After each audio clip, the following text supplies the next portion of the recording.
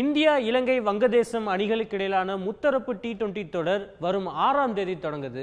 இப்போ நம்ம என்ன பார்க்க போறோம்னா, இந்திய அணிக்கு மூத்த வீரர்கள் நிறைய பேர் இந்த தொடரில் விளையாடல. எல்லாமே ஒரு இளம் வீரர்கள் கொண்ட அணியை தான் வந்து செலக்டர்ஸ் அறிவிச்சிருக்காங்க. இப்போ நம்ம பார்க்க போகிறது பிளேயிங் 11. 11 பேர் கொண்ட அணியில் யார் யாருக்கெல்லாம் வாய்ப்பு கொடுக்கணும் அப்படின்னு தான் நம்ம இப்போ பார்க்க போகிறோம்.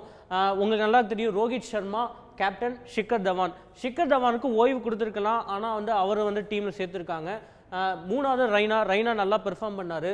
மனிஷ் பாண்டேவும் தென்னாப்பிரிக்கா சீரீஸில் நல்லாவே வந்தார்.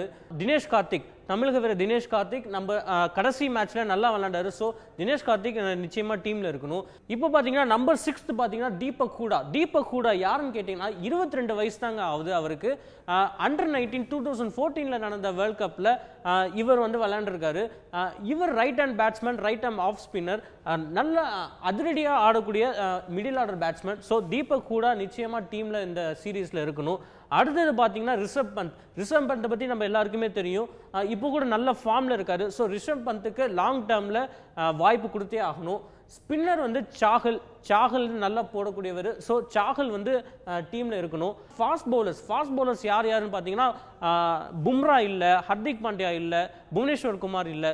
ஸோ எல்லாமே ஒரு இளம் வீரர்கள் தான் கொடுத்துருக்காங்க. இவங்களாம் வந்து நல்லா விளையாடக்கூடியவர்கள் தான். ஆனால் இவங்க யாருமே மேட்ச் வின்னர்ஸாக மாறல. ஸோ இவங்க வந்து ஒரு பவுலர்லேருந்து ஒரு மேட்ச் வின்னர்ஸாக ஆகக்கூடிய சீரியஸாக இது இருக்கும். இப்போ பார்த்தீங்கன்னா உனாட்கட் நிச்சயமாக டீமில் வந்துடுவார். அடுத்தது பார்த்தீங்கன்னா முகமது சிராஜுக்கு வாய்ப்புகள் வழங்கப்பட்டிருக்கு. ஆனால் அவர் வந்து ஒழுங்காக அதை சரியாக பெர்ஃபார்ம் பண்ணல அப்படின்னு தான் சொல்லணும். ஸோ முகமது சிராஜ் இந்த சீரீஸ் அவருக்கு ரொம்ப ஒரு முக்கியமான சீரீஸாக இருக்கும். அது அவர் நிச்சயமாக அவர் நல்லா பெர்ஃபார்ம் பண்ணணும். அப்படி பெர்ஃபார்ம் பண்ணால் தான் அடுத்த லெவலுக்கு அவரால் போக முடியும்.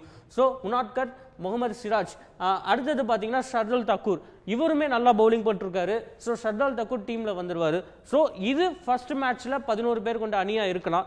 இந்த ஸ்குவாடில் ஒரு முக்கியமான விஷயம் பார்த்தீங்கன்னா 3 தமிழக வீரர்கள் இருக்காங்க. தினேஷ் கார்த்திக், வாஷிங்டன் சுந்தர், அப்புறம் விஜய் சங்கர். இவங்க 3 பேருமே அந்த வாஷிங்டன் சுந்தர் அப்புறம் விஜய் சங்கர் இவங்க 2 பேருக்குமே இந்த சீரீஸில் இந்தியா மினிமம் ஒரு 4 மேட்ச் விளையாடுவாங்க. மேக்ஸிமம் நம்ம ஃபைனல் போனால் 5 மேட்ச். ஸோ இந்த 5 மேட்ச்சில் இவங்க எல்லாருக்குமே வந்து ரொட்டேஷன் பாலிசியில் வந்து சான்ஸ் கொடுத்தே ஆகணும்.